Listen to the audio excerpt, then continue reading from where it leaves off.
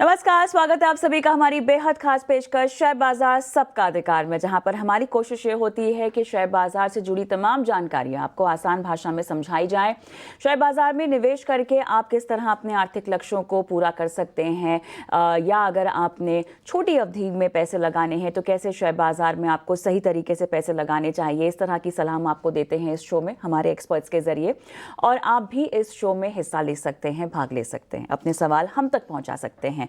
करना आपको बस इतना है कि जो एक QR कोड आपके स्क्रीन पे फ्लैश होता हुआ आपको दिखाई दे रहा है, इसे स्कैन कर लेना है। स्कैन करते ही आप एक WhatsApp नंबर से जुड़ जाएंगे और वहाँ पे अपने सवाल आप छोड़ सकते हैं।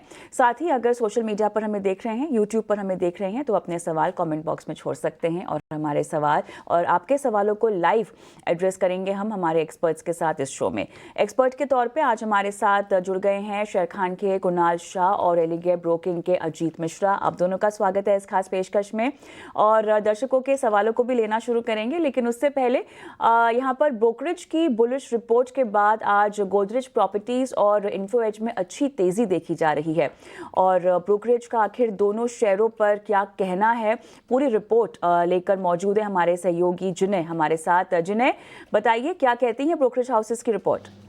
जी बिल्कुल, बात करेंगे गोदरेज प्रॉपर्टीज़ की तो बैंक ऑफ अमेरिका की तरफ से हमें एक अपग्रेड नज़र आया। जो उनका पहला न्यूट्रल रेटिंग था, उन्होंने अपग्रेड किया बाय रेटिंग का, और जो टारगेट प्राइस है उसको हाइक करके कर दिया है 3600 रुपीज़। उनका मानना है कि जो रिसेंट करेक्शन हमें नज़र आया है स्टॉक में, वहाँ से रिस्क रिवॉर्ड रेशियो भी फेवरेबल हो गया है गोदरेज प्रॉपर्टीज़ के अंदर। वहीं जो रेसिडेंशियल साइकिल जो है कंपनी की, वो काफ़ी हेल्दी नज़र आ रही है, और उनका मानना है कि गोदरेज प्रॉपर्टीज़ एक वेल स्टॉक्ड इन्वेंट्री को लेकर बैठा है। उसी के साथ उनका मानना है कि जो फोरकास्ट है उनके आगे चलकर वो 20+ CAGR की ग्रोथ की लगाई जा रही है, और उसके साथ जो कलेक्शंस और ऑपरेटिंग कैश फ्लो जनरेशन होगा कंपनी का, वो बुकिंग ग्रोथ से ज़्यादा होगा, ये अनुमान लगाया जा रहा है बुफा की तरफ से गोदरेज प्रॉपर्टीज़ पर। बात करेंगे इन्फो एज की, तो गोल्डमैन सैक्स की रिपोर्ट है, यहाँ पर उन्होंने भी अपग्रेड किया है। जो पहले सेल की रेटिंग थी उसको अपग्रेड करके कर दिया बाय का रेटिंग, और जो टारगेट प्राइस है उसमें एक बड़ा उछाल देखने मिल रहा है। जो कंपनी का टारगेट प्राइस अब उन्होंने लगाया वो है 8600 रुपये का। SOTP बेस्ड वैल्यूएशन से ये टारगेट प्राइस निकाला गया है, और उसके अगर उन्होंने कहा है कि जो डिमांड एनवायरनमेंट है पूरा IT स्पेस में, वो भी काफ़ी पॉजिटिव नज़र होता हुआ उन्हें नज़र आ रहा है। उसी के साथ जो रिक्रूटमेंट सेगमेंट का जो रेवेन्यू है वो FY23 से 25 आप देखेंगे तो 8% से ग्रो हुआ, लेकिन आगे वाले 2 साल से जो FY25 से FY27 का अनुमान है वो 16% ग्रोथ का अनुमान लगाया जा रहा है। तो काफ़ी स्ट्रॉन्ग रेवेन्यू ग्रोथ का अनुमान लगाया जा रहा है गोल्डमैन सैक्स के द्वारा। उसी के साथ उनका एक्सपेक्टेशन है कि 20+% से रेवेन्यू ग्रोथ हमें नज़र आएगा कंपनी में। और जो बाकी सेगमेंट्स है कंपनी के, जैसे 99 एकर्स है, उनमें वो एक EBITDA ब्रेक इवन का अनुमान लगाया जा रहा है FY25 ये साल के अंत तक। और उसी के साथ जोमेटो में भी वो काफ़ी बुलिश नज़र आ रहे हैं, जो कि इन्फो एज के टोटल मार्केट कैप का 33% फॉर्म करता है। जिन्हें बहुत बहुत धन्यवाद, आपने तमाम रिपोर्ट्स की हाइलाइट्स हमें बताई। अजीत, आपके पास में आऊँगी, और ब्रोकरेज हाउसेस की इस रिपोर्ट से आप कितना इत्तेफाक रखते हैं। गोदरेज प्रॉपर्टीज़ पर BOFA ने रेटिंग न्यूट्रल से बढ़ाकर खरीदारी की कर दी है, और इन्फो एज के लिए गोल्डमैन सैक्स ने बिकवाली से खरीदारी की रेटिंग कर दी है। कैसे आप समझते हैं इसको? शुक्रिया कविता देखिए, नो डाउट अगर इन दोनों स्टॉक्स को भी अगर आप देखेंगे तो कुछ खास इन्होंने डिक्लाइन में पार्टिसिपेट नहीं किया है इस पूरी करेक्शन जो, और एक मार्जिनल कंसोलिडेशन के टोन के साथ ये ट्रेड कर रहे थे। तो कहीं ना कहीं आपकी दोनों ही चीजें अलाइंड होती हुई नजर आती हैं कि फंडामेंटल फैक्टर्स और जो इस तरीके से पोजिशनिंग है टेक्निकली ऑल्सो, वही इंडिकेट कर रहे हैं कि यहाँ पे आपका आउट परफॉर्मेंस आने वाले टाइम पे देखने को मिल सकती है। तो गोदरेज प्रॉपर्टी में जैसे कि आज इसने अपने लॉन्ग टर्म एवरेजेस को रिक्लेम कर लिया है, 2750 के पास वो एरिया प्लेस था।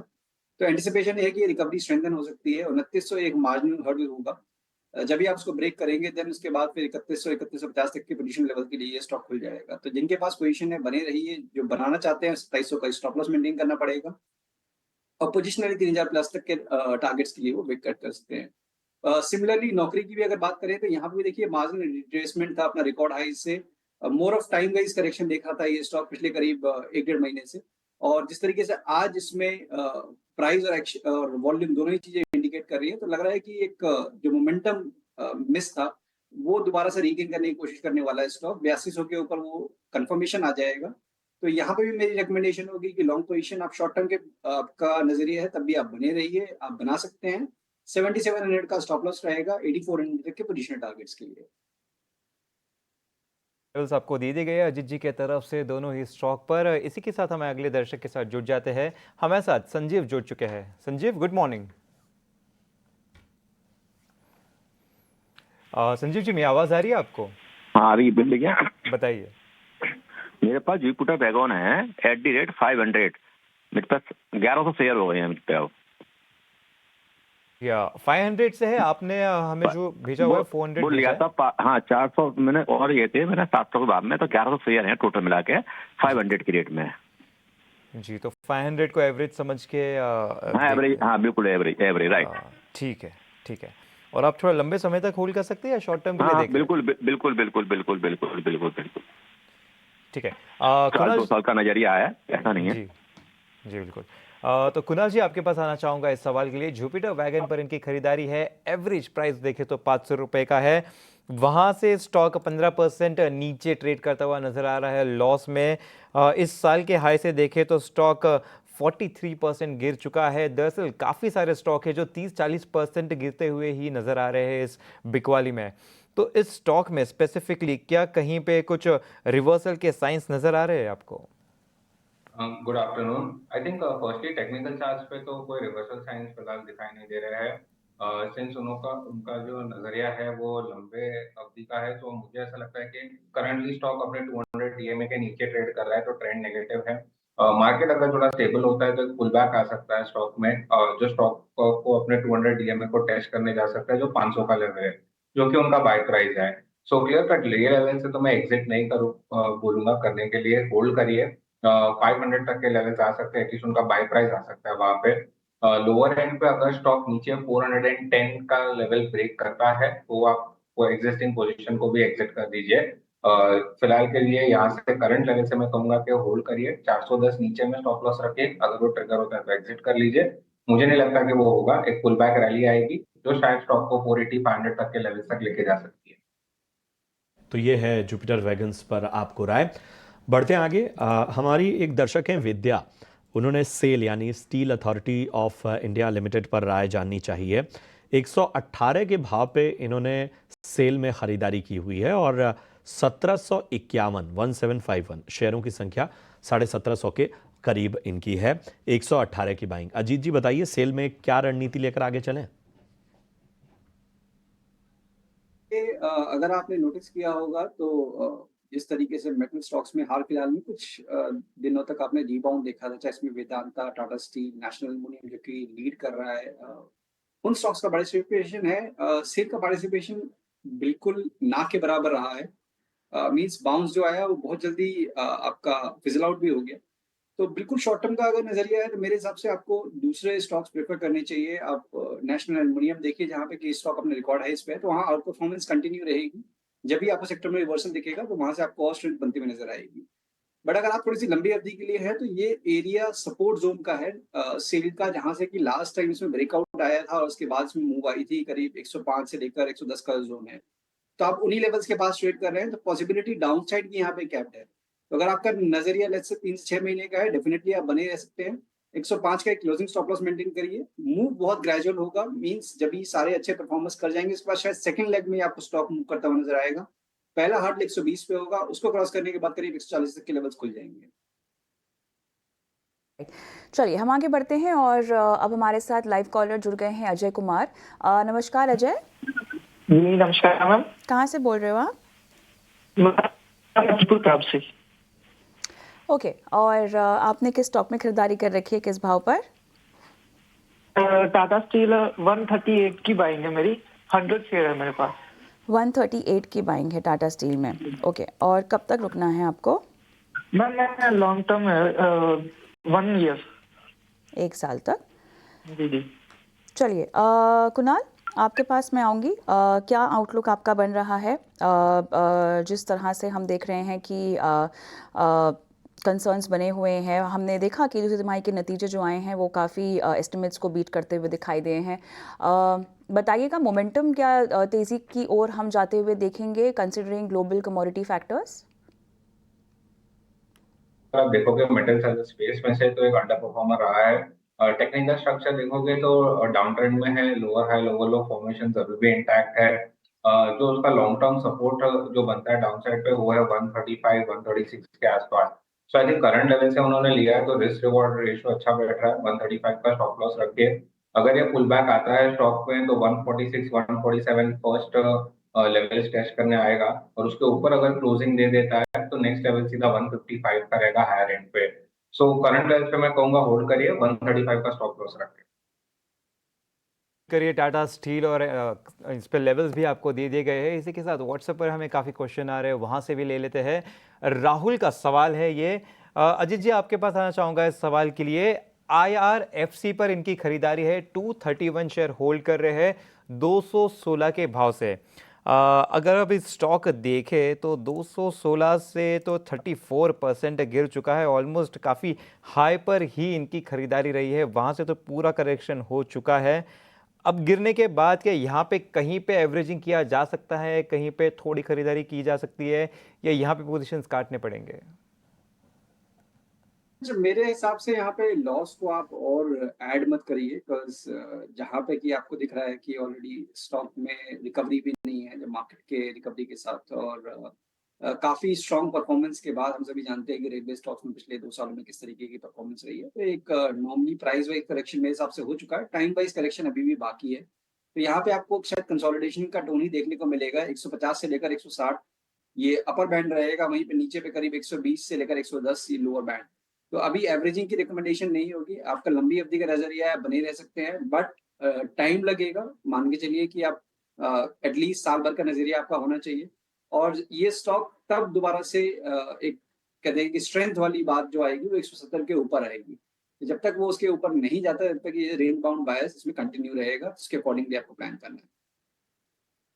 रेंज बाउंड रह सकता है स्टॉक, अगर 1 साल तक होल्ड कर सकते हैं तो इसमें बने रहिए, वरना ये कंसोलिडेट होता रहेगा, एक साइडवेज मूवमेंट देता रहेगा। आगे अगले हमारे साथ कॉलर गुलाब सिंह जुड़े हुए हैं। गुलाब जी नमस्कार, कहाँ से बोल रहे हैं? पुणे से बोल रहा हूँ जी बताइए। मेरा क्वेश्चन ये था कि PNR इंफ्रा ये मैंने 455 की रेट पे लिए थे और 300 शेयर, तो वो एक इंफॉर्मेशन आई थी मेरे ख्याल से पार्लियामेंट से कि they will not be giving tender inquiry, तो उसके बाद एक साथ फॉल हो गया था 350 समथिंग जी दैट। तो अभी इसमें एवरेज का चांस है, मैं लॉन्ग टर्म इन्वेस्टर हूँ, ठीक है, या क्या करना चाहिए? ठीक है। PNC इंफ्रा पे लॉन्ग टर्म नजरिया चाहते हैं, अजीत जी बताइए क्या रणनीति होगी? प्रशांत देखिए, काफी स्टडी परफॉर्मर था ये, अगर आप देखेंगे मई मंथ तक, और उसके बाद से एक नॉर्मल कंसोलिडेशन था। उसके बाद जो ये शार्प डिक्लाइन आया है, उसके बाद से टोन चेंज हो गया है इसका। बेसिकली जो ट्रेंड था लॉन्ग टर्म पे वो भी रिवर्स हो गया है, और अब ग्रेजुअली ये थोड़ा सा ड्रिफ्ट कर रहा है लोअर एंड पे। तो मुझे लगता है कि लंबी अवधि का नजरिया है, बने रह सकते हैं, बट यहाँ पे और अभी ऐड मत करिए। मेरे हिसाब से जो एडिंग करने के लिए, एवरेज करने के लिए करीब 250 260 का जोन है, वो एक ठीक एरिया होगा। और रिकवरी के केस में 325 से लेकर 350 ये पहला हर्डल होगा, जब इसको क्रॉस करेंगे तब जाके कोई स्ट्रेंथ वाली बात बनेगी। तो मान के चलिए कि अभी आप मीडियम टू लॉन्ग टर्म में ट्रेंड साइडवेज ज्यादा रहेगा, जहां पे कि 225 250 नीचे पे और करीब 370 350 का जो जोन वो हायर एंड पे रहेगा। ऑलराइट, चलिए आगे बढ़ते हैं और लातूर से संतोष का सवाल हम लेंगे। और इन्होंने खरीदारी कर रखी है 350 पर। क्या फोन लाइन पर हमारे साथ हैं संतोष? संतोष, चलिए ये व्हाट्सएप पर अपना सवाल हमसे पूछना चाह रहे हैं, और जियो फाइनेंशियल में इन्होंने खरीदारी कर रखी है 350 इनकी बाइंग प्राइस है ये कह रहे हैं, और 6 महीने तक का ही इनका नज़रिया है। अगला टारगेट 6 महीने के हिसाब से क्या होना चाहिए? कुणाल, क्या सलाह होगी? जहाँ तक जियो फाइनेंशियल की बात है, स्टॉक के कंसोलिडेशन के फेज में है। लोअर एंड जो सपोर्ट है स्टॉक को वो है 300 का, तो 300 के स्टॉप लॉस से होल्ड करके रखिए। मोमेंटम आना स्टार्ट होगा जब स्टॉक 328 का लेवल सरपास करेगा, तो वहां से एक रियल मोमेंटम बिल्डअप स्टार्ट होगा जो स्टॉक को हायर एंड पे 355 360 के लेवल तक लेके जा सकता है। तो फिलहाल वेट एंड वॉच है, कंसोलिडेशन है, अगर 300 तोड़ देता है तो एक सेलिंग प्रेशर आना स्टार्ट हो जाएगा। बिल्कुल, wait and watch Jio financial पे इंपॉर्टेंट लेवल्स भी दे दिए गए हैं। इसी के साथ हमें व्हाट्सएप से ही और सवाल ले लेते हैं। अंजिता जी का सवाल है, अजीत जी, आपके पास आना चाहूंगा इस सवाल के लिए। सबसे पहला स्टॉक इनका है BEL, 85 शेयर होल्ड कर रहे हैं करीबन 319 के भाव से। वहां से स्टॉक देखिए तो 13% नीचे गिरता हुआ नजर आ रहा है, लेकिन इसी महीने, पिछले महीने दरअसल हमने देखा था कि 200 DMA पे काफ़ी अच्छा सपोर्ट लिया था, उसके बाद एक अच्छी रिकवरी आती हुई नजर आई थी। अभी भी 200 DMA के ऊपर ही ट्रेड कर रहा है स्टॉक। हालांकि इनकी जो खरीदारी की भाव है वहां से स्टॉक नीचे की तरफ ट्रेड कर रहा है, 12-13% का इन्हें लॉस होता हुआ नजर आ रहा है। इस स्टॉक पर राय बताइए क्या किया जाए। साथ ही साथ एक और स्टॉक है इनका दरअसल IOC का, यहाँ पर 70 शेयर होल्ड कर रहे हैं 169 के भाव से। स्टॉक में इसमें भी इनको लॉस होता हुआ ही नज़र आ रहा है, 20% से ज़्यादा टूट चुका है। पिछले कई सेशन से काफ़ी स्ट्रॉन्ग फॉल आ चुका है। इतना गिरने के बाद अगर यहाँ पर भी कोई रिवर्सल के साइंस है तो वो भी बता दीजिए। साथ ही साथ दोनों स्टॉक पर स्टॉप लॉस भी बता दीजिए, क्योंकि दोनों में इन्हें लॉस होता हुआ नज़र आ रहा है। बिल्कुल, देखिए IOC में जिस तरीके से हम देख रहे हैं, दूसरे OMC में भी कि एक लगातार गिरावट का दौर जारी है। कंसोलिडेशन था बेसिकली, उसका ब्रेक होने के बाद से हम देख रहे हैं कि ना के बराबर रिकवरी रही है। बट एक अच्छी चीज है कि ये आप अपने सपोर्ट के पास आ गए हैं। तो मुझे लगता है कि ये 125 का जो जोन है ये काफी इंपॉर्टेंट सपोर्ट रहेगा आने वाले दिनों में। तो जब तक ये इसके ऊपर होल्ड कर रहा है तब तक एक रिकवरी, एक रिबाउंड की पॉसिबिलिटी जरूर बनेगी, जो कि स्टॉक को शायद 140 से 45 तक के रेंज में ले जा सकता है। तो वहां पे एक बार को आपको दोबारा से रिव्यू करना चाहिए कि वो सस्टेन कर रहा है उन लेवल्स को या नहीं। इन द मीन वाइल 125 का डेफिनेटली आपको स्टॉप लॉस मेंटेन करना चाहिए। BEL on the other hand comparatively better structure है, और जैसा कि आपने भी बताया कि अपने ऑलमोस्ट 200 डेज के पास आके एक स्ट्रॉन्ग रिबाउंड दिखाया था, अभी भी अपने 100 EMA के आसपास ही होवर कर रहा है। तो मुझे लगता है कहीं ना कहीं एक पॉसिबिलिटी बनेगी दोबारा से इसमें तेजी की, जब भी आप 285 के लेवल्स को क्रॉस करेंगे। तो यहाँ पे मेरी डेफिनेटली बने रहने की रिकमेंडेशन होगी। आप 270 के नीचे क्लोज नहीं आना चाहिए, तो वो आपका स्टॉप लॉस रहेगा। जब भी आप देखेंगे कि 280 के ऊपर निकलते हुए, तो इनके बाइंग प्राइस 310, 315 का जोन जो पहला रेजिस्टेंस रहेगा। ठीक है, तो ये है राय आपके स्टॉक्स पे। मुकेश गोयल का व्हाट्सएप के जरिए हमारे पास सवाल आया है कोयम्बटूर से, और वो मारुति पर राय जानना चाहते हैं। उन्होंने 100 शेयर लिए हुए हैं मारुति के, और 12,000 के भाव पे इन्होंने एंट्री की हुई है। 6 महीने का नज़रिया चाहते हैं, खास तौर पे अगर हम मारुति। अजीत जी, आपसे ही राय चाहेंगे 6 मंथ का नज़रिया। देखिए, मारुति में अभी प्रशांत काफी अच्छी करेक्शन के बाद अब कहीं ना कहीं थोड़ा सा पॉज, कंसोलिडेशन का बायस जरूर दिख रहा है। स्टॉक अपने मेजर एवरेजेस के नीचे है, तो उसका एक प्रेशर जरूर है कि हायर एंड पे जब भी आप 11,000 के पास जाते हैं तो एक प्रॉफिट टेकिंग देखने को मिलती है। बट मुझे लगता है डाउन साइड भी कैट रहता है। 10,500 का जो बेस है ये डेफिनेटली होल्ड करना चाहिए, कंसिडरिंग कि एक अच्छी करेक्शन ऑलरेडी हो चुकी है। अगर हम देखें तो करीब 17 से 18% अभी ये अपने रिकॉर्ड हाई से नीचे है। तो वही आप 10,500 का एक level as stop loss maintain करते हुए पोजीशन को बनाए के रखना चाहिए।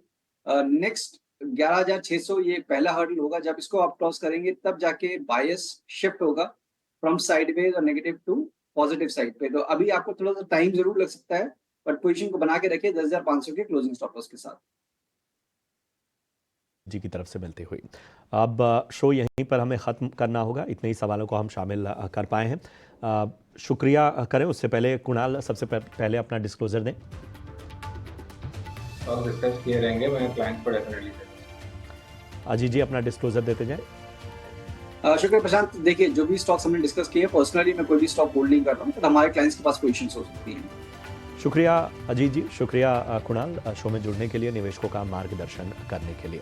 तो इसी के साथ शेयर बाजार सबका अधिकार में मुझे, कविता और अंश, हम सभी को इजाज़त दीजिए।